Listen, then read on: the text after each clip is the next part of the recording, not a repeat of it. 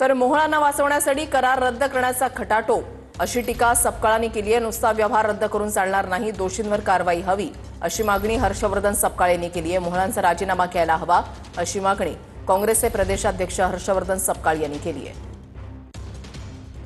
जैन धर्माची जमीन गिळंकृत करणारा जो आका होता तो दुसरा तिसरा कोणी नसून मुरलीधर मोहोळ जे आहेत हे त्याच्या मागचे सगळा कटकारस्थानाचा भाग होता। यांचा केंद्र सरकारमधून राजीनामा झाला पाहिजे आणि त्यातलं जे काळबेर आहे हे बाहेर आल्यानंतर तो व्यवहार शेवटापर्यंत जाऊ शकत नव्हता। आता मोहोळांना वाचवण्याकरता कुठेतरी हा जो असणारी जी खरेदी आणि सगळा जो करार आहे हा रद्द करण्याचा खटाटोप त्यांचा चाललाय। मात्र यातले दोषी कोण होते, एवढी मोठी अनियमितता कशी झाली, मुख्यमंत्र्यांच्या नातेवाईक असणाऱ्या धर्मदाय आयुक्तांनी नियम डावलून परवानगी कशी दिली, या मूलभूत प्रश्नांचे उत्तर ही मिळाली पाहिजे। उत्तरच नव्हे तर या सर्वांवर कारवाई झाली पाहिजे। नुसता तो व्यवहार रद्द करून चालणार